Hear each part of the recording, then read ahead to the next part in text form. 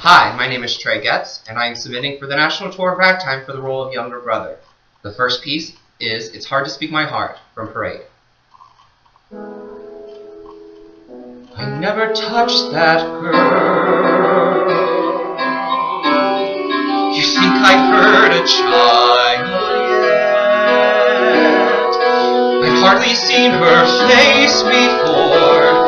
I swear, I swore we barely met. These people try to scare you with things I've never said. I know it makes no sense. I swear I don't know why. You see me as I am. You can't believe I'd lie. You can't believe I do these deeds.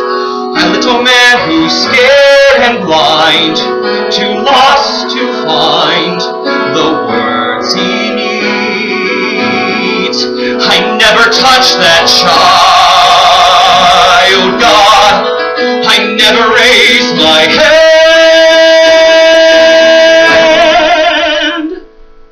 I stand before you now,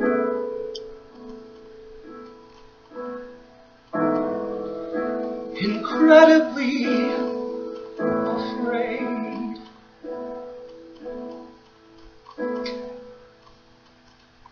I pray you understand.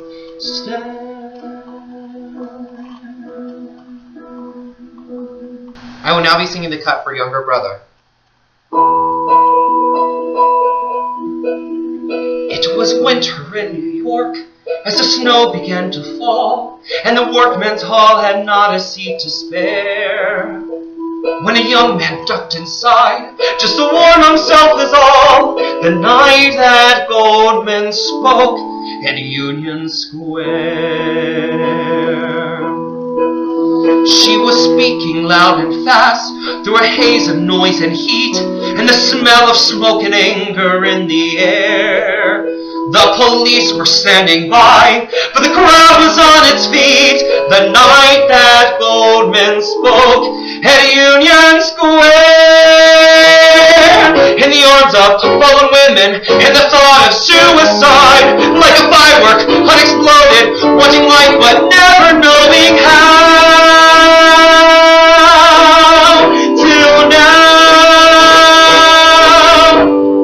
he was calling out her name, shouting what he did not know, and he found that he was standing on a chair.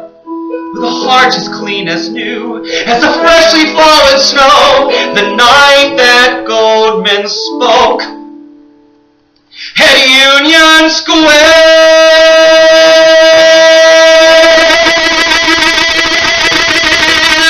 Side 1. Evelyn Nesbitt's lover was the eminent architect, Stanford White, designer of the Pennsylvania Station at 33rd Street. Her husband, the eccentric millionaire, Harry K. Thaw, was a violent man. From what had become his regular seat in the front row of the second balcony, Younger Brother would lean far over the railing, hoping his goddess would notice him. And then one night, he almost fell. Evelyn caught sight of him and smiled. Life was suddenly wonderful and full of delicious possibilities. Daily Journal, Miss Nesbitt. Is it true you haven't visited your husband in the asylum since the trial? I don't know what you're talking about.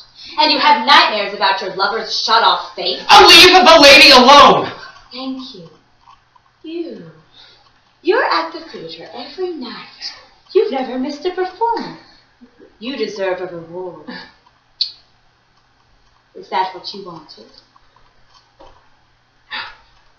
I love you, Miss Nesbitt. Would you repeat that for the press? No, I really love you.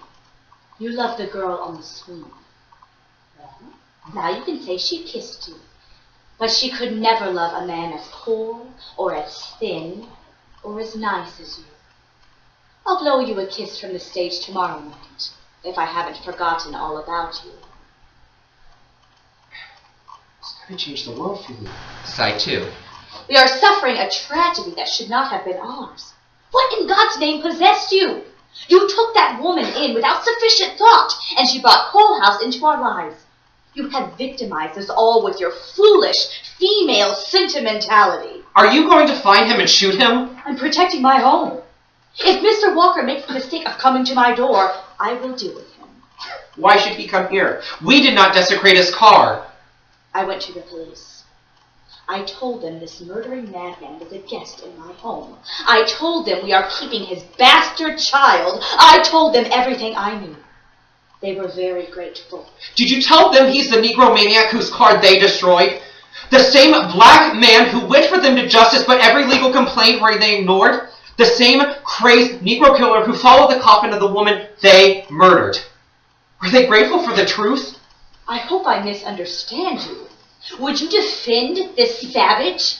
Does he have anyone but himself to blame for Sarah's death? Anything but his damnable nigger pride?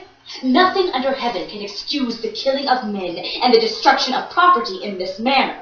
I did not hear such a eulogy at Sarah's funeral. I did not hear you say that then the death and the destruction of the property were inexcusable. Must I endure this? You are a complacent man with no thought of history. You have traveled everywhere and learned nothing. I despise you.